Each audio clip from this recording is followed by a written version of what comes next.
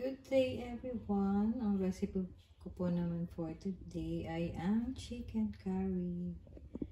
So ito po yung ating gagamitin. Chicken. Nilinis ko na po yan at binabaran ng asin. And then gagamit po tayo ng gata. Kung may fresh po kayong gata, mas maganda po. And then, dadagyan din po natin ng potatoes, carrots, bawang, sibuyas. At ito naman po ang ating pangtimpla. Curry powder, salt and pepper, and pork cube. Pero optional po yung chicken cube. Kung ayaw nyo po, lagyan nyo lang po ng kung ano po pangkalasa. So, ayan, mag-start na po tayo.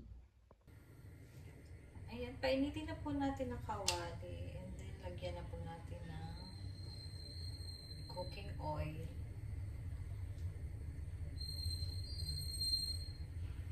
Bali, piprito po muna natin ang chicken.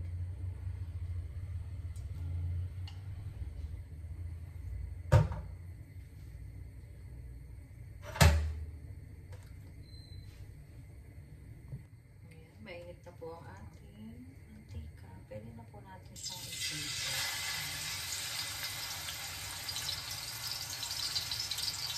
Konting prito na.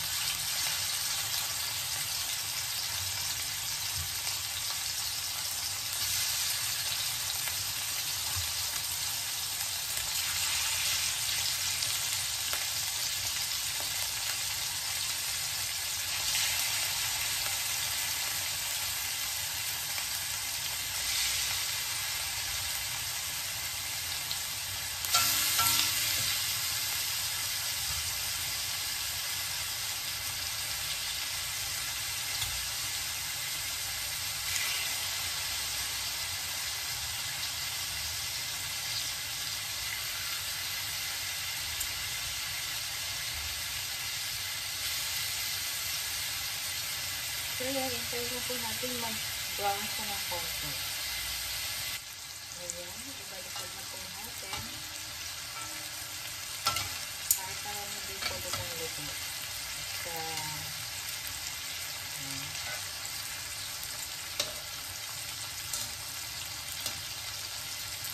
madali naman po maluto ang mga.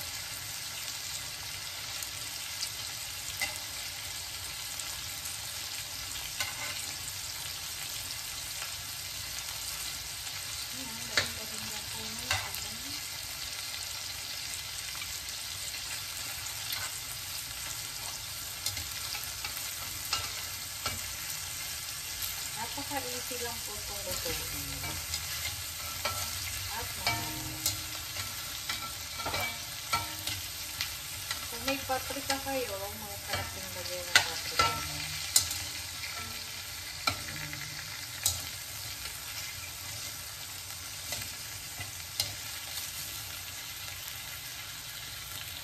So, yan. Wait po din natin. Maluto yung kabila. So, yan. Pwede na po muna natin alisin yung chicken. Tatabi ko muna natin. Okay.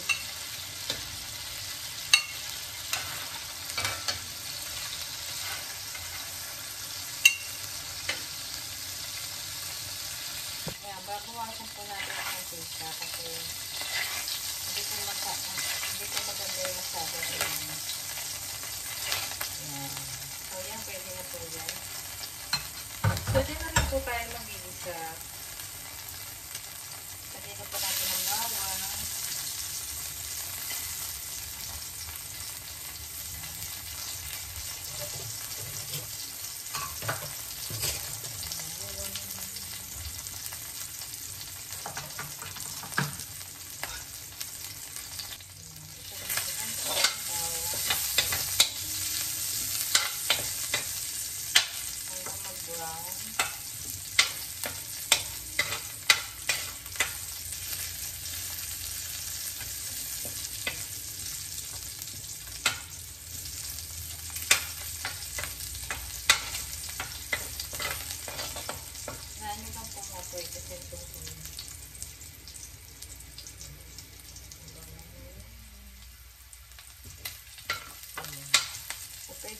ilagay ang sibuyas.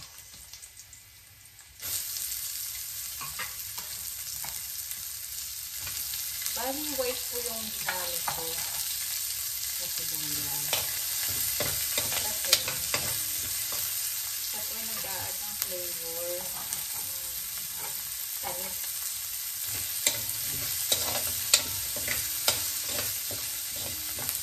Ayan, palalagasin na po natin ang aroma ng sibuyas.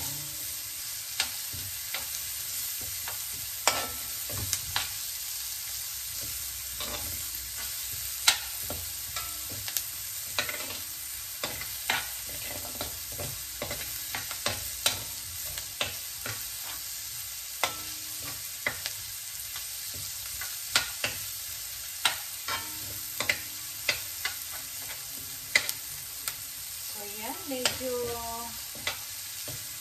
nagbabraw na po ang ating sibuyas. Pwede na po natin ulit ibalik ang chicken.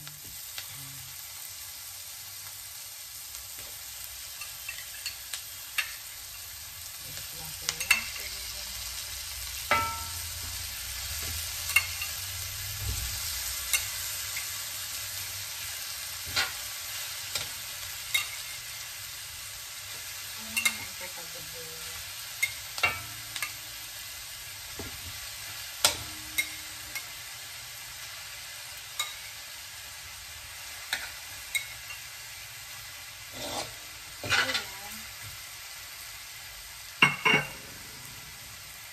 So, pwede na po natin siyang timplahan. Lagay na po natin ang salt and pepper at saka cube. Sama-sama na po yun.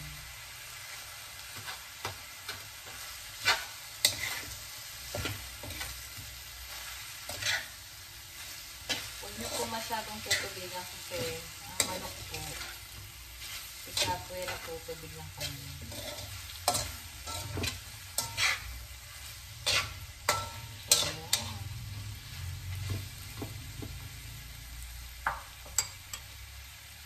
Yan po natin siya ng konting water. Konti lang.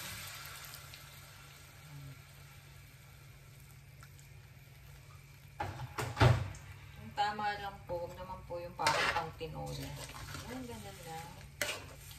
So, pakukuluan po muna natin siya para mas maluto pa po yung manok. Kasi ako, mas gusto ko yung lutong-luto talaga ang manok.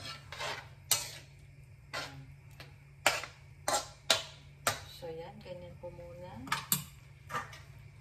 Tatakloban po muna natin. Cook for 5 minutes.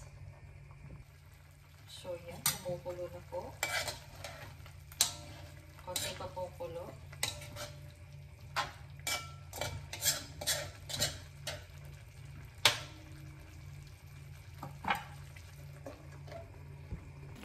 Ayan, medyo luto na po ang ating chicken. So, pwede na po natin ilagay ang carrots. Carrots pa muna kasi medyo matagal po na luto ang carrots.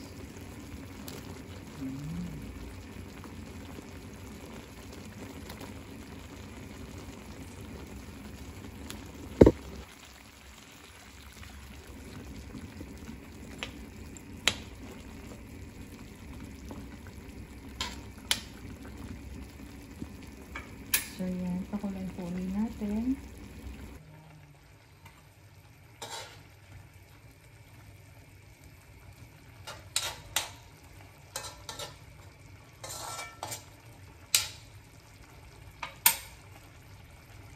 Ayan, lagay na po natin ang patatas.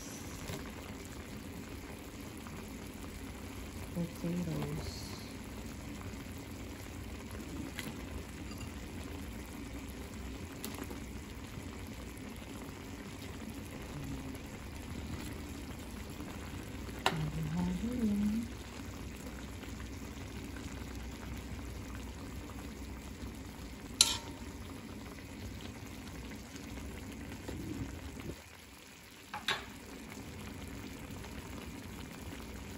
So, pwede na po rin natin ilagay ang curry powder.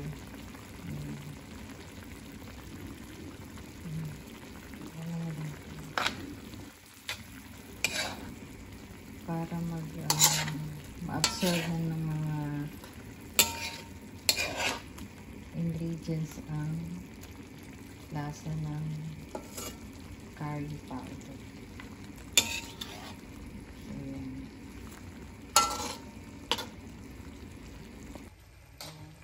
Haluin lang po ng mabuti. Yung iba po, sinasama na sa isa yung curry powder. Sa ibang bansa, ganun.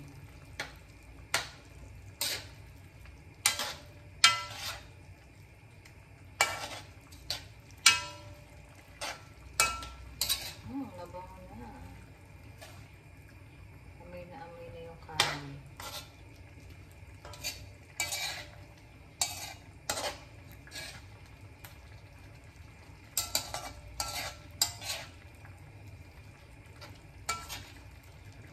Pag medyo luto na po yung patatas at carrots, lahat, pwede na natin ilagay ang gata. So, 3 minutes more, papaluan natin. Okay.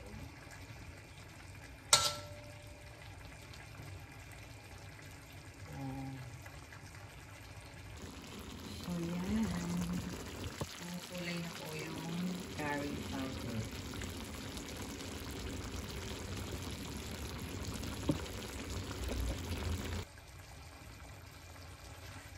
Super bango. Nakakagutom.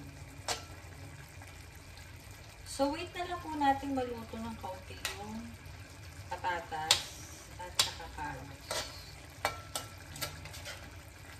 Ang bilis lang luto yun, no?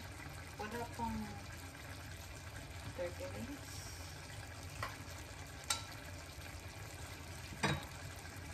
So, yan. Pwede na po natin ilagay ang gata. Ayan.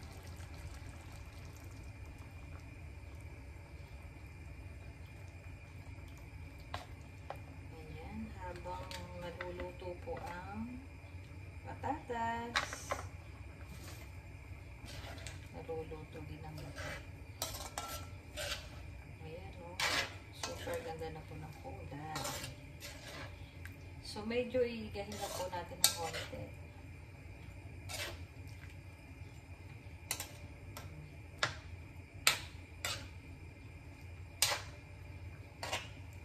Tamang-tama lang po yung timplang ginawa ko.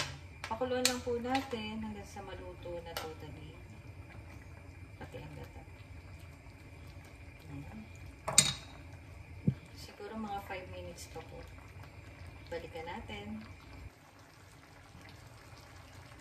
Nakikita nyo, malapit na maluto ang gata.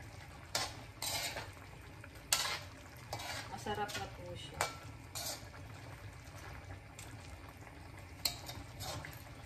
Masarap po to kung may konting sili para may konting kick.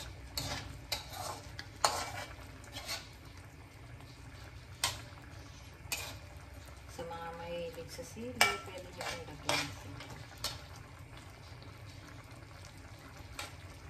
So, in 2 minutes, luto na po siya.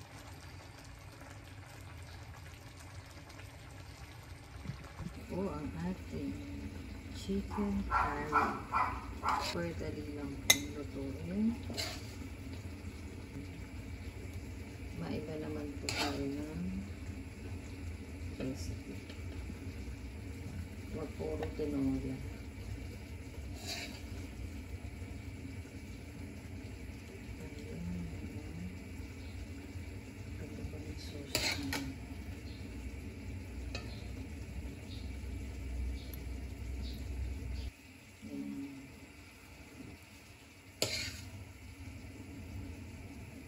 So, yan.